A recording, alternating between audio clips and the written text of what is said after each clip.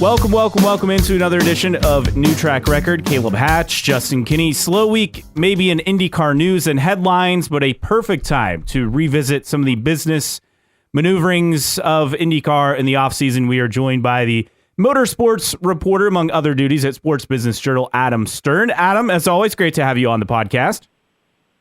Yeah, absolutely. Thank you so much for having me on. So, Adam, there are so many offseason topics to dive into in IndyCar, from Penske management to TV contracts, third OEM, international races, a lot of business things. Let's start with, I think, probably the most intriguing topic moving forward, and that's the TV contract. CW, Fox, NBC, is there a fourth player that's legitimate in the next IndyCar TV contract? Well, I think legitimate will be kind of the key part of that, because, from what I understand, they're talking to more than that. They're in talks with, from what I understand, upwards of 5, maybe even 6 folks. But, at the same time, it doesn't seem like they're at such an advanced stage yet where that necessarily means that by the end of this cycle or by the end of this negotiation, they're going to really have 6 people bidding for it. So I think the reality is there's some good early indicators that they've got, several folks who, in the media rights world, you almost always take a meeting, right? Like I remember, for example, ESPN told us on the record at SBJ that they would take a meeting with NASCAR for the deals that they recently just completed. Of course, in the end, ESPN didn't go with them. And they said, we never dismiss like a major property out of hand. We'll always meet with them. So, look, the reality is you're always, usually, as long as you're a pretty legit series, which IndyCar is, you always get a meeting with folks. And so, legitimate is kind of going to be kind of the key part here, because I definitely think they're, from what I understand, in talks with, like I said, upwards of 5 or even perhaps maybe even 6, but at least 5 media networks. Obviously, NBC, it does seem like Fox is in the mix. Of course, the CW is already doing stuff with IndyCar, so it seems like they're also in the mix. And then, it seems like there's another streamer. Obviously, Apple's been doing other stuff in motorsports, like the F1 movie. So it possibly, they're possibly a player there. But we'll have to see what comes of that.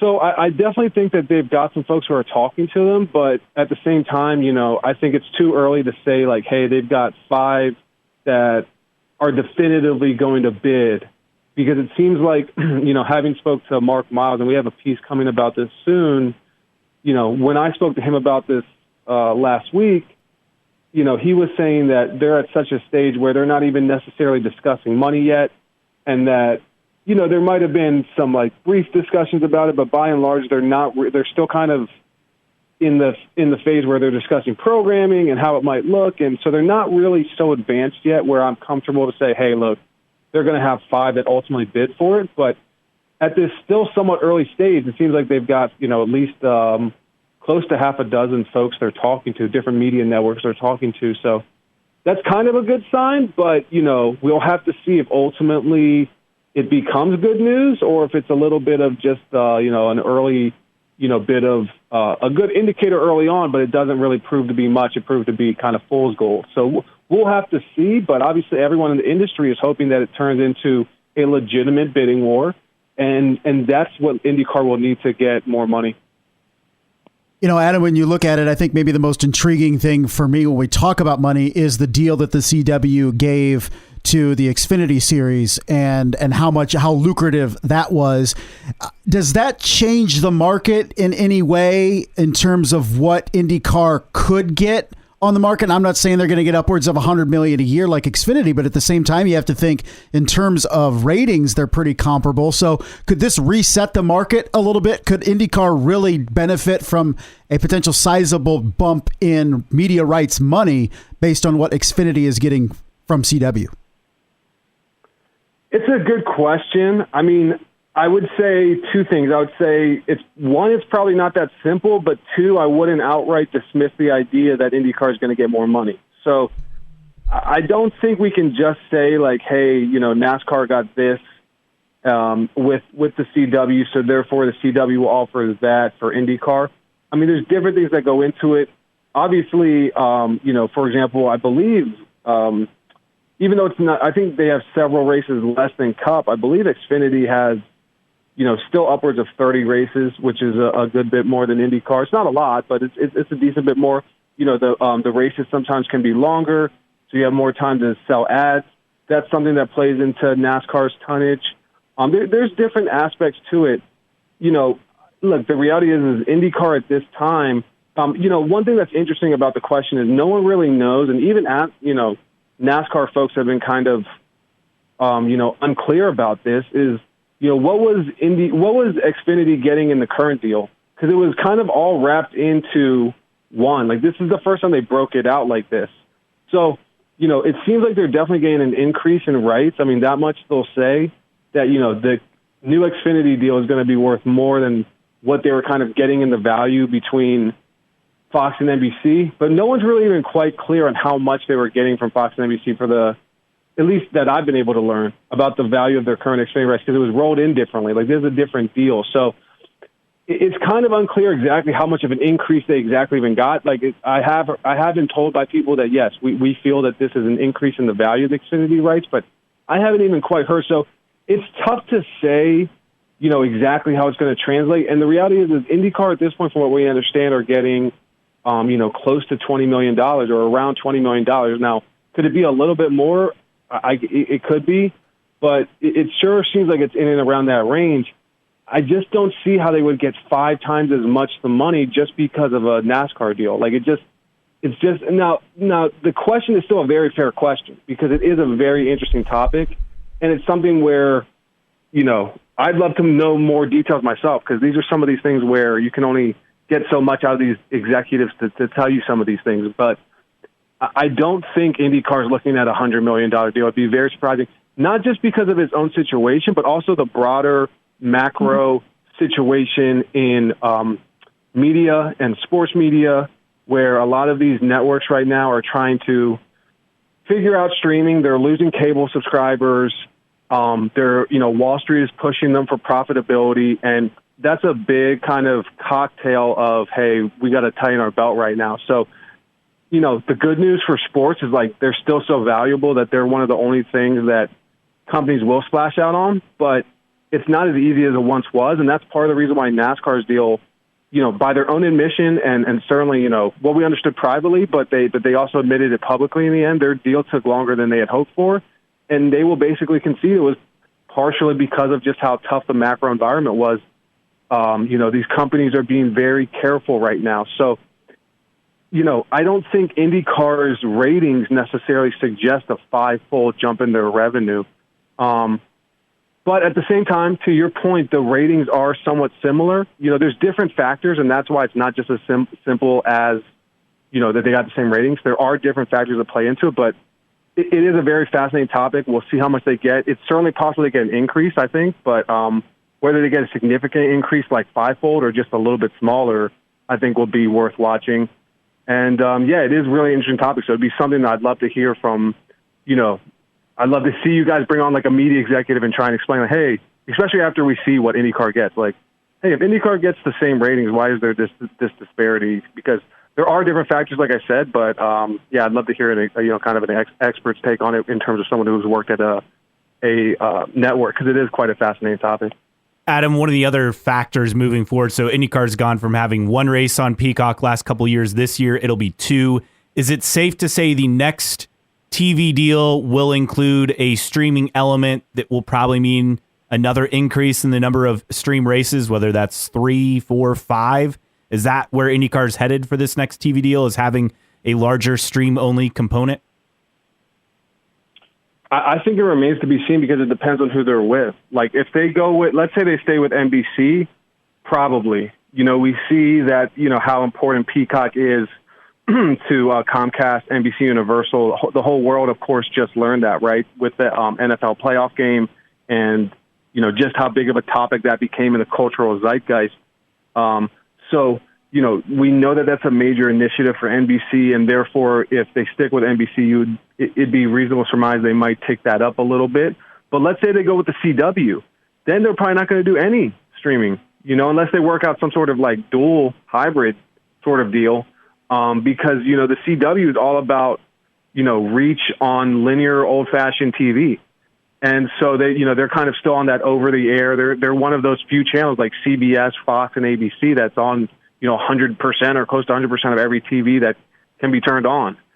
So it just is going to depend. And of course, if they went with like an Amazon or an Apple TV, MLS has worked out a little bit of a hybrid where like they're kind of said they went 100% to streaming, but it's not quite true. They still have a couple matches that end up on ESPN, like their championship game and stuff, but they mostly went fully to streaming.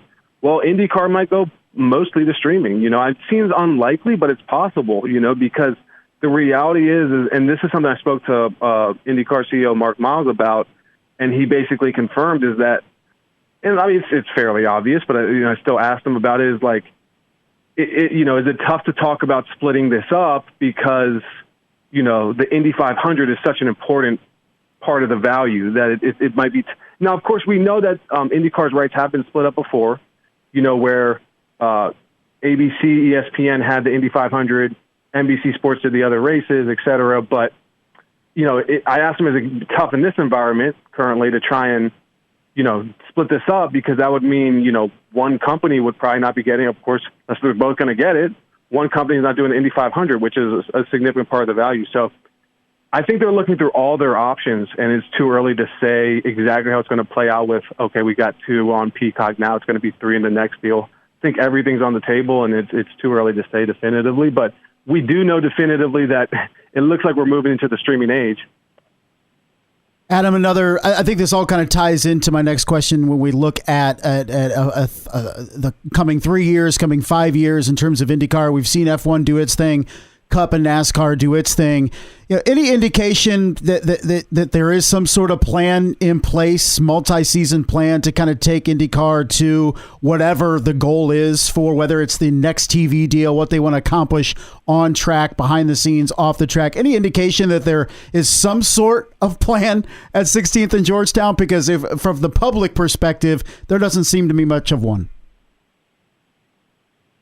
Well, look, I mean, one, I'd say, the Penske Entertainment folks haven't told me everything about their business. So it's certainly possible that they have some forms of, 5-year plans or 10-year plans that I'm not aware of.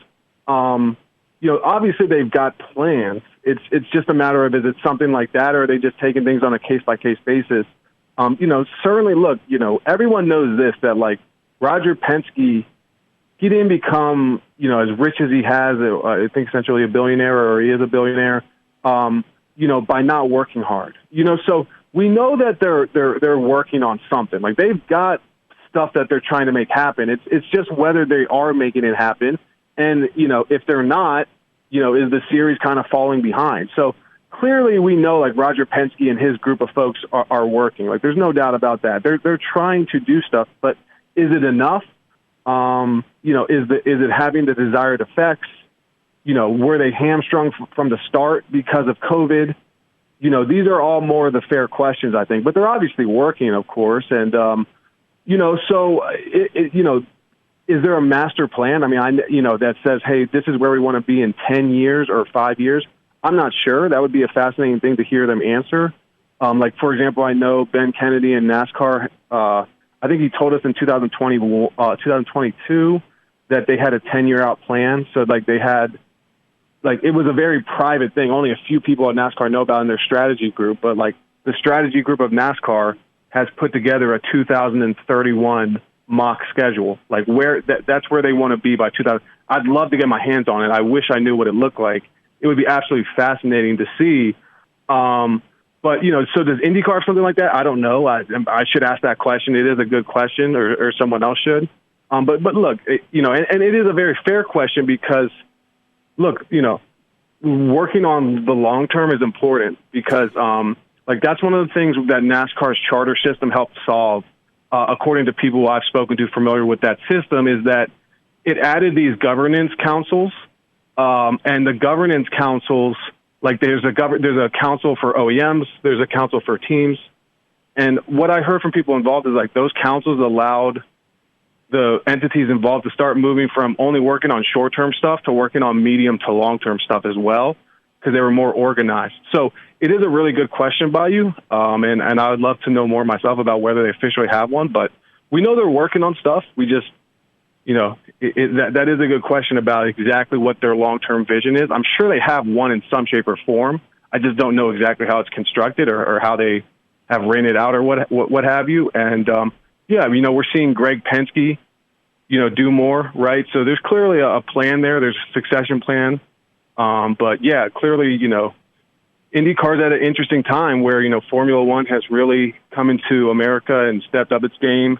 NASCAR is pushing the envelope, and so people are looking for IndyCar to do the same. Adam, you talk about big events right there at the end. IndyCar has said this offseason that they're working on something that's supposed to be a big event, and we don't believe it's the thermal event, the non-points race is coming up this spring. Is there any idea, inkling of what that may entail? Great question. I would say the only inkling of what it may entail on my end at this stage is that I remember speaking with Mark, and I believe I reported it publicly that Mark Miles said that they were looking at something new on the East Coast. So, I think he told me that, and I reported that, roughly maybe 2 months before that other article came out where he said, hey, we're working on something big schedule-wise. So are those related? Probably, but not certainly, So, it's, we know that IndyCar kind of has they tried to do that race in Boston. It was an absolute debacle, for so many reasons, certainly not only because of IndyCar by any stretch. The promoter had all sorts of issues, largely due to the promoter, really, in terms of the cancellation from my memory. But of course, I'm sure everyone had somewhat of a role. So we know they've got a little bit of a hole in the Northeast after they, that didn't happen and they lost Pocono. They dropped Pocono. So, could it be something like that in the East Coast? Absolutely. Of course, theoretically, they could look a little bit more in the Southeast to Florida as well. If, obviously there's been talk about Homestead, but I don't think that would necessarily qualify as a huge event. So, yeah, I don't know the exact race. We know that, of course, Graham Rahal has talked about could a race happen in Pittsburgh. So maybe it's like a street race in a major city like that, a pretty major city. That'd be really interesting. So don't know exactly what he was referring to yet, but would not be surprised if it's on the eastern part of the U.S. Adam, when you look at other aspects of IndyCar and where they're at, there seems to be, growing frustration outwardly and maybe inwardly in terms of the hybrids and the delays in that and when that could happen. And then kind of tied in with that is the chassis. And we know that Roger Penske has been vocal in saying that the series doesn't need a chassis. In terms of keeping, OEMs in particular interested. And we know what Honda came out and said. That, in our opinion, maybe is priority number one in terms of offsetting costs and making the series more affordable to its investors in terms of OEMs, not only existing, but potential interested OEMs. What can you tell us about the process of that, what you've heard about Honda, what you've heard about GM as well and Chevy, and potentially solutions to the issue of cost overruns for these OEMs? Well, it's a really interesting time right now in the car industry overall. So let's start there. Like from the broadest macro perspective, we're seeing a huge, there's a lot of evolutions in life and in industries, but this is more of a revolutionary time, where people are looking to potentially ditch, the internal combustion engine for the first time in, ever, right? This is a time where car companies are trying to figure out the future themselves. Some of them are dialing back on electric. Some of them are remain full steam ahead. Other companies involved are doing interesting things. Like we just saw last week that Hertz, which was originally going kind of all in on having a significant portion of its fleet be electric. They're now selling a decent amount of their electric cars because they're not seeing as much demand, and they're proving, very high to do maintenance with in terms of costly. So, you've already got a tricky situation right now to begin with where, a lot of these car companies are trying to figure out what does the consumer of tomorrow want? How much do we need to invest in that? Did we just invest too much? Now we're going to be screwed.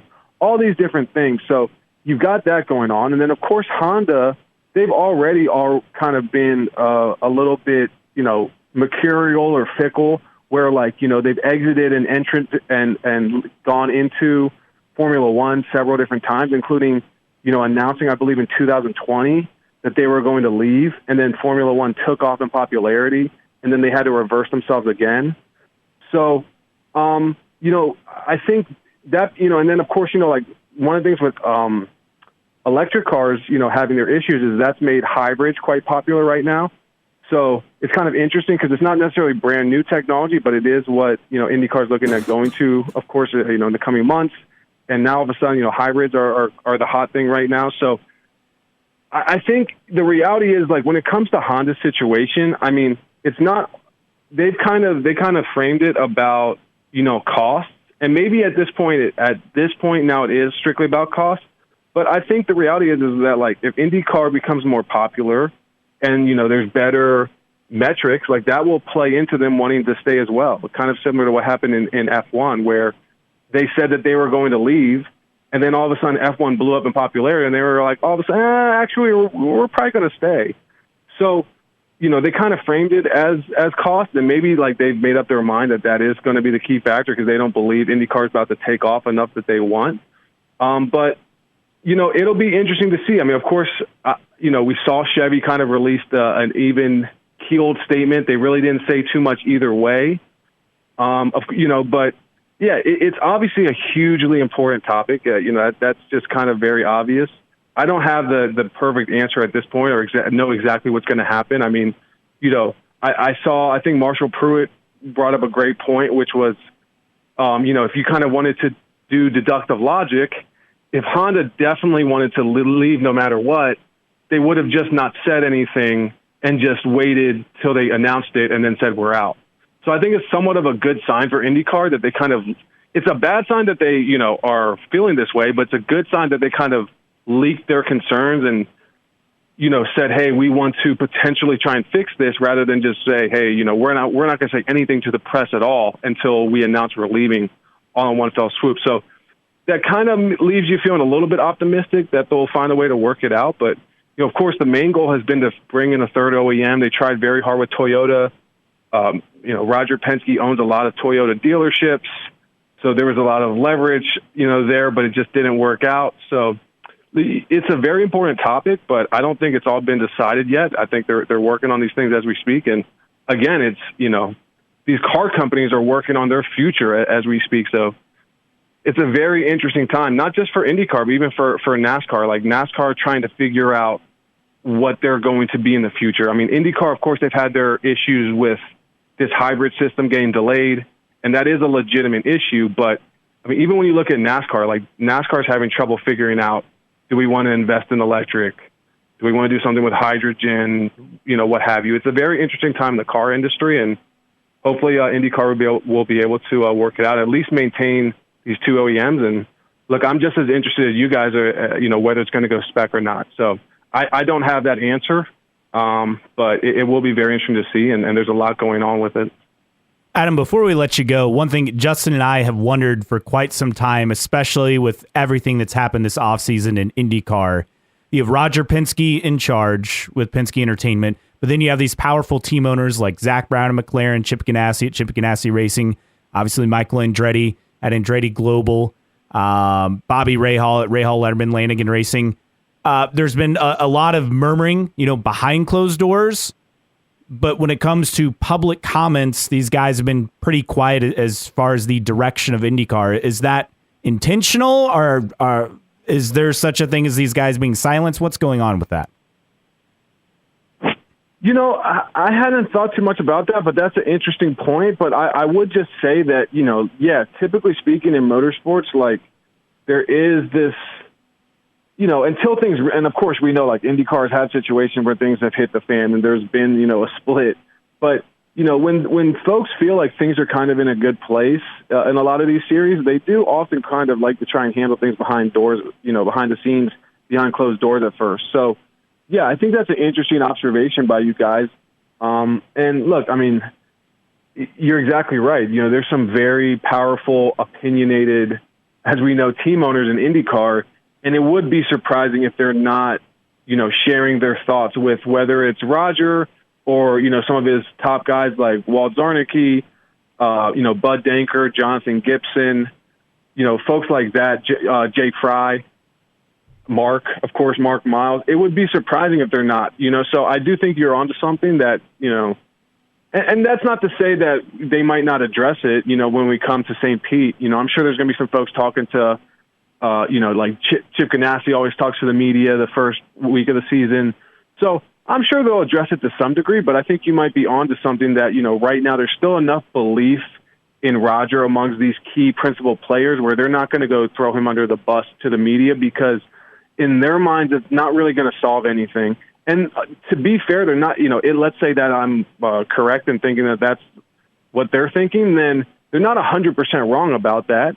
There is potentially a fair point to be made that, hey, even if we are struggling, we might not be at the stage where, throwing the owner under the bus publicly is going to help us struggle less, So, I definitely think that I'm sure they're sharing their thoughts behind the scenes and hoping for, more kind of good things to come, just like what happened with being able to fix that iRacing situation. Obviously, it happened with the console game getting, pushed out way into the future. So that's the one negative. But at least for the hardcore simulator fans, they're going to be back. So, yes, I would think that you're onto something there, that there's probably it might not be a, coordinated thing like, hey, guys, we're all going to agree 1, 2, 3, not throw Roger under the bus.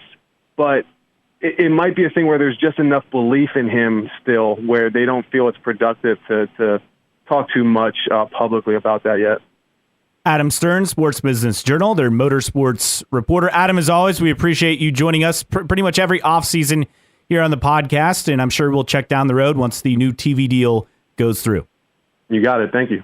Adam Stern joining us. Some good stuff there. He also used some really nice words. I don't know if you caught that. Yes, he was using some words that I had to look up. Make sure I knew what they meant. I can't remember off the top of my head, but there were a couple I was like, wow, are you getting paid by the fancy word here? It was good stuff. Yeah, the syllable potentially. But the thing with Adam is you have so much to ask him, and you're like, oh, we got a good 25 minutes. And then at the end, you're like, man, we didn't ask him like a third of what we wanted to ask him because he's so long-winded. But it's great information, and it was great to have Adam Stern on and put some things in perspective for us as well. Especially at the end, talking about the owners and everything. Yeah. I thought it was a good perspective in terms of it's not bad enough for them to go public. That being said, if they want to do that at one of these tests, if they want to do that at St. Pete, right, they most certainly will. They very well could. And maybe an interesting, and as you mentioned, Chip Ganassi talks to media to start the year, and that could be an interesting conversation. I would also like, and I think I've said this before on the podcast, Roger Penske, there should always be a state of the series type press conference or media availability. And I like that in the month of May. And I think that would be nice to have an annual kind of state of the series type thing. He's kind of had that a little bit here and there, but there's never been an official state of the series type interview or type media availability type thing in May. A lot of people, you'd have it at the beginning of the year. I like it in May, and I'd like that to be an annual thing. Like the Friday of Carb Day, like a media availability, which they kind of do that in a way. But I would like the series to approach it as a state of the series. And if there's anything big that you're going to unveil for next year or the coming years, that would be it. Because teams kind of treat it that way, whether it's a new team, whether, when they unveiled the DW12, remember that, like 25 years ago, or at least it feels like, and it was, they unveiled it, I think, in May, because I remember it out front in the pagoda when they unveiled it. I remember they did the iconic event, and I actually went to that. This would have been 2011, 2012. And that was in downtown Indy. Yeah. So they've done things in Rainey Bernard. I think he did a state of the series. Yeah, he did. Granted, if Rainey Bernard did it, that means the team owners are going to want the exact opposite. Yeah, pretty much. Which, that's kind of where I go back is gosh, you guys spoke out against Rainey Bernard so much. Is why are you guys so coy and quiet now? Because Roger's one of them. Yeah, that's true. You don't turn against your own. Yes. Right? Yes. And if you don't know who Rainey Bernard is, if you're newer to IndyCar, well, just look up IndyCar in 2010, 11. Look up old racer mailbags. You can find a treasure trove of good stuff. Now, 10 years or so removed from the Randy Bernard era. I mean, what are your thoughts when somebody says, "Hey, Randy Bernard, remember when he ran IndyCar?" What are your immediate thoughts? Unfortunately, I think Vegas. Me too. I think him trying to switch from Firestone to, what was it, Continental Tire. Well, he was at the very least trying to drum up a tire war of some sort. I think of the Izod deal, which that he did a lot with that, as far as bringing Izod to IndyCar, which was a big thing. Those are like the first three things that come to my mind. Unfortunately, it's Vegas and the Izod IndyCar Challenge, and not attracting top people, because they tried to get like Travis Pastrana, for example. It didn't work with his schedule. They tried to get F1 drivers, so on. What was and it, so like forth. a $5 million? What was the reward to win if you weren't an IndyCar regular of that race? It was $5 or $10 million. Now, Weldon ended up being the one who participated. Of course, unfortunately, we know what happened with that. Yeah. And they had a huge field. They had too many cars. They had too much downforce, and disaster waiting to happen. That was unfortunately his legacy. The legacy. Yeah. Unfortunately, exactly. there's his legacy for Randy Bernard. I think maybe his ideas were a little bit too early for his time, because I think he was very much hey, what do we try that is going to make us different? And we've talked ad nauseum now about, wouldn't that be nice to kind of think outside the box? Yes. Unfortunately, in an early social media era, and I get that social media was pretty established by 2011, but we don't have all the things, like Instagram wasn't popular. You didn't have all these platforms, and it just seems like that could have gotten more buzz with a more developed and broader social media landscape too. I appreciate and more people with smartphones and all. Right. I appreciated Randy Bernard's approach to trying new things. I just think he was so far removed from understanding racing. I think it was more of an entertainment type thing than actual racing. And I think you look at the tragedy in Vegas as that. But unfortunately, I do think he takes a lot of the fall for what happened around there and that time. I think he had some decent ideas. It was just the wrong time for those ideas. If you agree, disagree with us, we'd love for you to interact with us. You can find us online. NewTrackRecordPodcast.com is the website. While you're there, sign up for the email list. It is free. We'll send out a weekly email with episodes and also emails with any special announcements. Plus, you can check out the store. We have t-shirts and stickers for sale. You can support us via Patreon, patreon.com/NewTrackRecord. Thanks to Xavier and others for their support. Again, starting at just $1 a month. On social media, IndyCar Podcast on Instagram, on Twitter /X. Just search for New Track Record on Facebook. And you can also email us, newtrackrecordpodcast@gmail.com. And as always, free to download, free to listen on your favorite podcasting platform, Apple Podcasts, Spotify, Google, which Google Podcasts going away at the end of March. We've covered this before, but now there's like a timeline. So Amazon, wherever you listen to podcasts, as always, all for free. Like we had a big jump in when we looked at our, our wrap, our 2024 wrap or whatever on Spotify. But that was just, I mean, it's great, but more people are matriculating over to Spotify. Seems like from first Apple Podcast to now apparently Google Podcast. Yeah, Google Podcasts going away the end of March. So if you listen on there, find another platform. Yeah, prepare accordingly. All right, mailbag time, and there's really not a lot to get to. Not that that's a surprise. It was a very slow news week. We did have some fun stuff, though. First off, on big announcements that you put in quotes, Jeremy from HBG said they are borrowing from AEW's playbook as far as IndyCar's big announcements come. So yeah, which we shall see. And it was interesting because Marshall Pruitt in the mailbag kind of expanded upon that and we really went into detail on everything that he has heard. And I'm trying to remember just the exact wording. Everything he has heard is like they're hyping up existing things that we already know about that are coming. And it's basically like the series is kind of treating it like a fake it till you make it type thing. Yes. Where they're teasing things, but there's nothing concrete behind it. They're just trying to, like he said in the mailbag, fake it till you make it, like string people along until there's actual tangible big things to announce. That just kind of seems where we're at. Well, it's like things are known, right? You have the iRacing deal already announced. You have hybrids coming. Again, that's known. It's been delayed, right? But we know it's coming eventually. You have a second season of 100 Days to Indy, which all signs have indicated that's returning. And then there was something that Nathan Brown of the Indy Star posted on his article as far as the drivers and that special group that we talked about last week. Yeah. At the meeting with Penske Entertainment execs.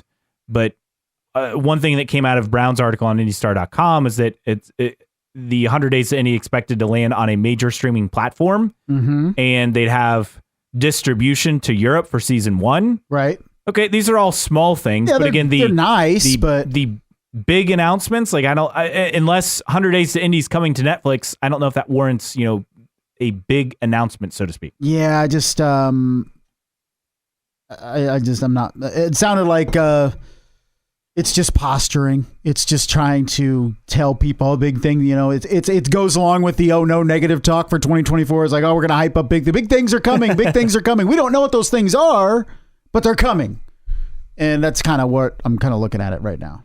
Stay tuned. Stay tuned in the coming months, years, decades. Who knows? Other notes, you posted a poll, which defunct IndyCar team from recent years do you miss the most? Nearly 43% of you said Schmidt, nearly 7% said Harding, 34% Dragon Speed, 16.5% Carlin. IndyCar DJ 32 said Conquest Racing. A couple other entries. Rob_McMahon said tough choice. I'm picking Carlin. Not for their performance as an IndyCar team, but for their potential. That they really could have been good given how good they were in lights and other junior categories. Yeah, didn't we all? Big D Cart said none of the above. I miss Newman Haas. And Nick J. Fletcher said Roth Racing. It's a great entry. Yes. I miss Panther Racing. Yeah, Panther Racing. But in terms of the recent ones, I mean, Dragon Speed came in and was okay. I really think Sam Schmidt, if there's anyone that I miss, it's Schmidt, because for a time, I mean, they were the power team in Indy Lights. Yeah. And it was a great story coming up through Indy Lights and then getting into IndyCar and having success there. And then you kind of saw the writing on the wall in recent years where it was okay. It was McLaren Schmidt, and then it was, just McLaren, and then Schmidt was bought out, and it was a constant. It was always a great story, and seeing Sam, some of the highlights and getting pole on in the 500 and all that stuff. That team to me kind of signified what was really great about the series is people that were involved in the series. Tragedy with Sam Schmidt with being paralyzed, and then growing his homegrown team and all that. It was a great story, and I miss Sam being a constant in the series. This from Mom 2X over 2002. I think we were talking about San Antonio and a street race there. She says the streets in San Antonio too narrow for a street race. Can't they race down the Riverwalk? Is that possible? I don't think so.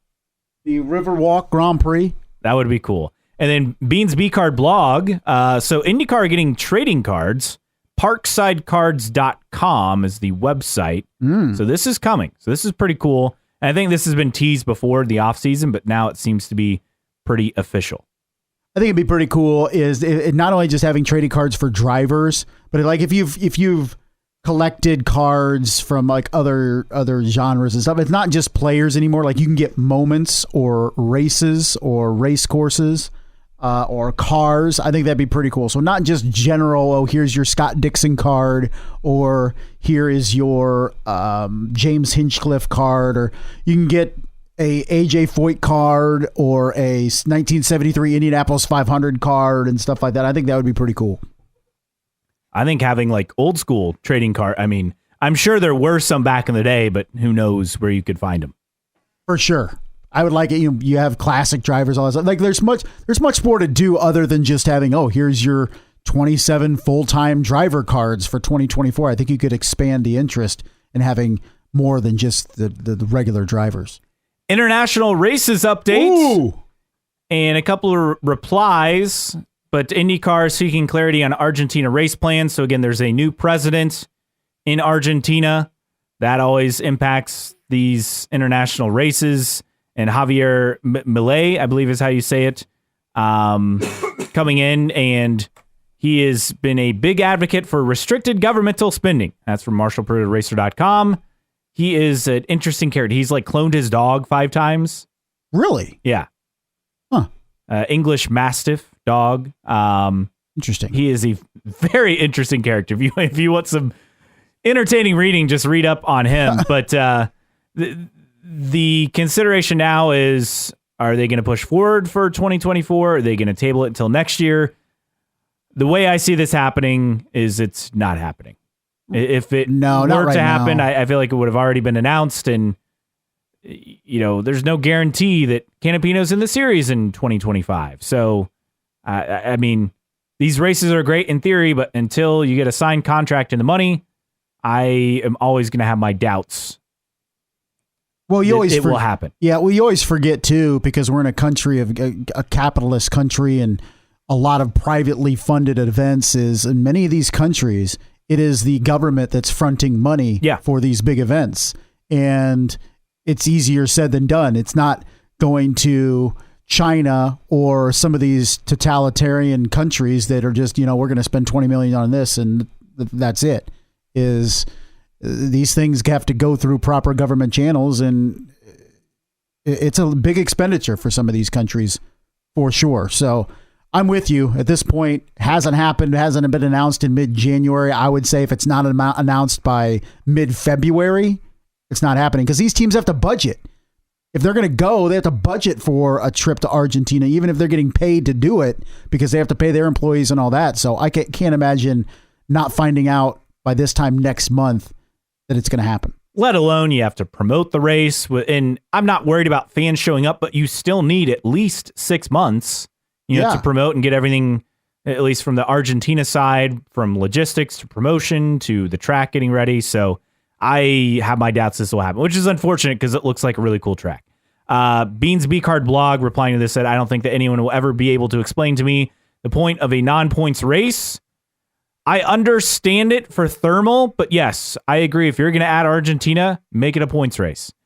Big D Cart said, bad idea. It gives a fascist dictator an international stage. Like I said, he is a very interesting figure. I'll leave it at that. Yeah, I'm interested in the dogs. I'm not interested in his fascism. I'm quite frankly interested in if his check clears. Yeah, to be honest, that's what matters. We're not talking about human rights violations or anything here. It's not like we're going to Saudi Arabia or something for a race, which can be controversial. I'm just wondering if the dude has enough money left over from cloning his dogs to pay IndyCar to host a race in Argentina. Yeah, that's all I really care about. That is true. So that wraps up the mailbag. Time for news and notes, and we go from Argentina to off-season testing, and Racer.com. Marshall Pruitt had this story discussing testing. This will be at Homestead Miami Speedway, January 22nd through 24th. It will be on the Roval, so not on the oval, unfortunately. But the part that's interesting to both of us, but supply delays for 2024 IndyCar chassis items. Teams will run a single car apiece in 2024 configuration. So they'll swap out drivers, and they'll cycle through their drivers on this test. It's the Monday and Wednesday at Homestead, and then again before the Roar, before the 24 test at Daytona for the Rolex 24. So they're fitting all this in that week. As far as other testing schedule this offseason for IndyCar, they will have January 29th through 31st, a hybrid outing again at Homestead Miami with 4 cars, 2 from Chevy, Arrow McLaren, Team Penske, 2 from Honda, Andretti Global, Chip Ganassi, and then a second hybrid test February 20th through 22nd. That will be an entire field. That's the second hybrid test, and then the entire field set for 2 days at Sebring, February 26th through 27th. And then that's it as far as testing before the season. So the way I read this, it does not look like there's an open test in the preseason. Am I making too big of a deal of the fact that we're less than 2 months away from the start of the season and not everybody has their parts for 2024? I mean, take hybrid out of the equation. Yeah. Like, is this like a problem? Seems like it. Are we so used to this being an issue that we just gloss over the fact that IndyCar still hasn't gotten its teams parts for 2024?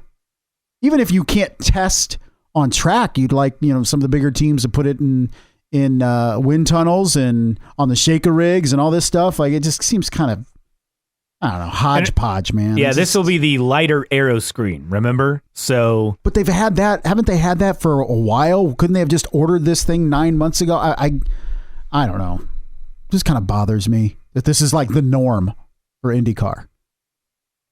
I will remain cautiously optimistic that they will be ready in time for St. Pete, but the way this is trending, we'll run the 23 spec. How long were we told that with the hybrid? True. And then eventually it was postponed. That is true. At least some good news on the flip side. We talked about this last week. So it's not new news that leader circle payouts are increasing. But what was new is that we got some more info in terms of where this is headed. Now, it doesn't say the number in terms of is it returning to what it was after the downsizing, but it will be back in seven figures. Which is good for the teams. It's where it needs to be. I would say it needs to be more. I would like to see more slots other than 22. Get the leader circle money with the expanded car count in these races. I still am wondering if it's just reallocation of current money in the series or if it's new investment. Is the marketing budget still saying the same, but now there's an investment to get the leader circle back to where it was? I don't know if we'll ever get that question answered. Mark Miles said typical funding will be restored, whatever that means, and said we'll maybe have some news about the total amount, but it'll be seven figures. There will not be a deduction for help with promotions. Which is good to see, but are they just basically reallocating that promotions money back to the leader circle, or is this true investment in the series? Remains to be seen, but it's good for the teams for that going back up. Absolutely. Never should have went down anyway. No, it should not. A couple of team-related news. No driver announcements in the last week. Nathan Brown reporting Juncos Hollinger has unveiled some hirings and promotions. Mark Myers was at Arrow McLaren the last 3+ years, director of partnerships. He's been named the chief marketing officer. And remember, they have a strategic alliance with McLaren that's sponsorship focused. So Juncos unveiled their cars, no real sponsors on them. I mean, there's like a small Purdue one that they've had, but Pay.com, who had a primary sponsorship that was supposed to be a multi-year deal, not on there. Not on the car. Visit Argentina, which was on the cars last year, not on the cars. So is that just because they wanted to reveal the liveries more than the advertisers? Perhaps, hopefully, perhaps. And you would think there'd be some overflow McLaren sponsors. Yeah, also, that's true. Lee Zollman, who was previously Juncos' senior partnership advisor, is now the team's chief commercial officer. So a couple people shuffling around. Some interesting notes from Jenna Fryer of the AP at Rolex 24 Media Day. Colton Herta tried to land a Daytona 500 ride. Couldn't land one. Which if you look at this year's field, because we talk so much about Cup drivers coming over to IndyCar, who do you think, is it Brian Herta? Is it Colton Herta when I asked the question, who's the next current IndyCar driver that will race in the Daytona 500? Oh, I think it's Marco Andretti. Yeah. He announced his schedule. 20 races. He'll be in the ARCA Menard Series, ARCA Menard Series West, and NASCAR Craftsman Truck Series. Again, 20 races. I'll be started February 17th at Daytona in the ARCA Menard Series. I'll be at COTA in trucks, Phoenix, the Menard Series, Dover, Kansas, Portland, Sonoma, the ARCA Menard Series West. Also Iowa, Mid-Ohio, a couple of races at IRP, one in the Menard Series, another in Craftsman Trucks. It'll be at the Milwaukee Mile the same weekend as IndyCar. Hey. For the ARCA Menard Series and Craftsman Trucks on August 25th. So running two races that weekend. Menard Series back at Watkins Glen, Bristol, Truck Series at Bristol, Kansas, and Truck Series and ARCA, and then Homestead and Phoenix in the Truck Series to round out the schedule. And obviously still expect him to race in the Indy 500. So, and he said he wanted to do a mixture of tracks and not jump right in like an IndyCar and SRX, but take some time, and be exciting to see what he can do. He had some good showings last year in trucks. He's earned the right to do that, and a pretty versatile schedule for Marco Andretti. But yeah, it's a good point. We could probably see him in the Daytona 500 in the next couple of years. And from Marco Andretti to the race team, several announcements. First off, Salvador de Alba Jr. is joining Cape Motorsports, who is partnering with Andretti for the upcoming Indy Lights, as we call it, season. So they have a partnership for 2024. Also, Bryant Heating and Cooling, who's been a sponsor for Marcus Ericsson, Tony Kanaan in the past as well, longtime IndyCar sponsor. They will serve as an official partner on the 28 car Marcus Ericsson for the upcoming season. And from Bryant's current day to Bryant in the past, Janet Guthrie, who was sponsored by Bryant back in the day, competing in the Indy 500. But she is being named to the NASCAR Hall of Fame and the Indianapolis Motor Speedway Hall of Fame. How about that? So, which I was surprised she wasn't already in the. Yes, I agree. And maybe this was just a post where they're sharing, because I would have assumed she was already in the Indianapolis Motor Speedway Hall of Fame. It was a little confusing to me, but she has been named to the NASCAR Hall of Fame. Gotcha. All right, makes sense. She will be honored for that. So good honor for her. Speaking of IMS, they've extended their partnership with Molson Coors, aka Coors Light will be the official beer of IMS. Includes sponsorship of Carb Day, expanded title sponsorship of the Snake Pit for the Indy 500. Good to see. Definitely good to see. Let's see. A couple other notes to get to. Daniel Frost, who was once thought to be a candidate for an IndyCar ride, well, his racing career is on hold because he has to serve his mandatory 2-year military service. I saw that. Where's he from? Singapore. Okay. I was wondering. So it's a compulsory commitment, and then he'll return to his IndyCar career. But he tested with Coyne in October of 2022. So he was thought to be a driver who could one day race in IndyCar. But and speaking of Indy Lights, 20 drivers tested at Sebring earlier this week. So it's just hard to believe that there are that many drivers in that series. But it's good, awesome to good see. sign to see. Absolutely.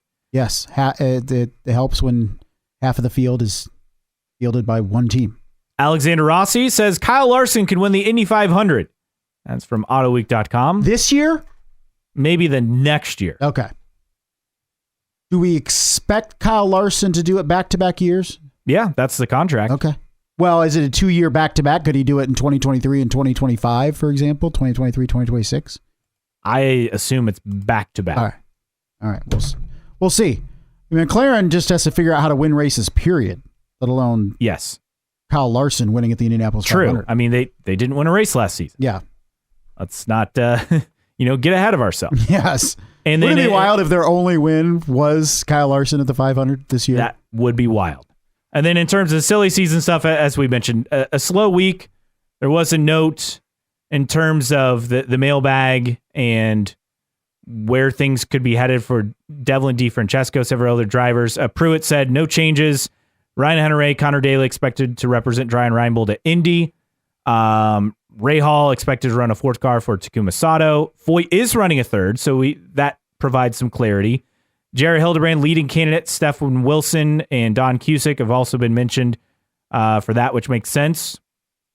Obviously, R.C. Enerson returning with Abel. Charlie Kimball said to have an interest in running in. Beth Bretta's name also been spoken of as someone who'd like to return, saying bump day could be busy. All indications, at least now, and of course things can change between now and May, it sounds like we should be at 36. I don't see any more. I don't see any more unless there's a special Honda driver. Yeah. Because Chevy already has their special driver in Kyle Larson. So I think you're going to see maxed out at 18 each. I think we have 36 cars trying to make the race. That's pretty much what the max has been for several years now. We haven't always gotten there, but I see 36. And in terms of Devlin DeFrancesco, I mentioned Pruitt saying, I'd heard DeFrancesco was close as far as Coyne. Then late last week, I heard the talks have stalled. Colin Braun mentioned as far as for Coyne, but again, as he says, a wild card, as we all expect. But if DeFrancesco has the funding, my guess is he will be in one of those seats. And then about a week ago, Pruitt had an article on the silly season and a couple other names to keep in mind. And this was interesting. Jack Harvey has been affiliated with Coyne, along with Benjamin Peterson, as you'd expect, as far as potential options. Makes sense. But two cars still expected from Coyne, and that's where we're at. And that's the latest on silly season. That's really the latest on everything this week. And with that said, it is time for our random split air driver of the week. All right, we're going to kart this week and looking back at 2003 for Mr. Patrick Lemaire. Who? I don't know. I'm trying to say it like a Frenchman because he is a Frenchman from Paris, or Paris, as they say over there. But Patrick Lemaire, also call it Lemaire, who was 6 and done with PK Racing. And I forgot this, is the PK, it was the Calcoven, was the K, and it was Craig Pollock from the old Pac West team that was the P. Because I remember KV, of course. I don't quite remember PK Racing, but that's who it was, Calcoven and Pollock. I remember KVRT as well. Yes, but he was 6 and done. And PKV. Yeah, that's right. PKV. But I don't remember PK. And so he was 6 and done that season, 2003. He had his top 2 finishes were 10th at St. Pete and Monterey in its first 2 races. He was then replaced after Milwaukee by Brian Herta that year in 2003. So that was it in terms of his kart experience, but extensive experience outside of that. Did some Formula 3000 in the late 90s, then got into Le Mans in the early 2000s. After kart, he went into some NASCAR, especially in the Euro Series, and actually did that as recently as 2022, but really didn't do much outside of that. And interestingly, in 2022, became the oldest winner in the NASCAR Whelen Euro Series by winning the final round of the season at 54 years old. That race was held at the picturesque Automotodrom Grobnik, which is in Croatia. Excuse me? Keep that on the radar for international series races. The FIA grade is a 4, so maybe not. But that's where he was. He was he competed in the 24-hour Le Mans, American Le Mans Series, Indy Lights, Toyota Atlantic's Formula 3000, but was just 6 and done. Also did 4 years performing testing work for the British American Racing Formula One team. Bar Honda. Yes, big Bar Honda back with Lucky Strike. Yeah. Wasn't that Lucky Strike with Bar Honda? Yeah, it's really British American tobacco. Yes, but it's like rip off those filters. Yeah, they had to change it to British American Racing. Yes, but that was pretty much what the career was, at least in karts, 6 and done with PK Racing. This week's random split era driver of the week, Mr. Patrick Lemaire. Born in Paris, and you're selling that season in kart short because it was the Bridgestone Presents the Champ Car World Series powered by Ford. Yes, which would have been it was a hell of the an final acronym. kart. The weird part is the final kart season, but it was the Bridgestone Presents the Champ Car World Series powered by Ford. Paul Tracy, the series champion, and then Sebastian Bourdais, a rookie that year, and then of course he took over that series before it folded and merged with IndyCar in 2008. But that'll do it for the week. Fertile ground for random split air drivers of the week. But that's it. No tweets of the week this week. No, there was nothing that good. Nothing riveting. No. Well, we powered through a show. Thanks for Adam Stern for joining us. These are very much the dog days of the off season. Most everybody is set outside of one team. So we'll have another special guest next week. Yes. Very much looking forward to this special guest. Maybe not a direct IndyCar tie-in, but we kind of work that tie-in with the interview. Yeah. So I think it's something you'll look forward to listening next week, up-and-coming race car driver. So for Justin Kinney, I'm Caleb Hatch. Thanks to Adam Stern for joining us. This has been New Track Record Podcast.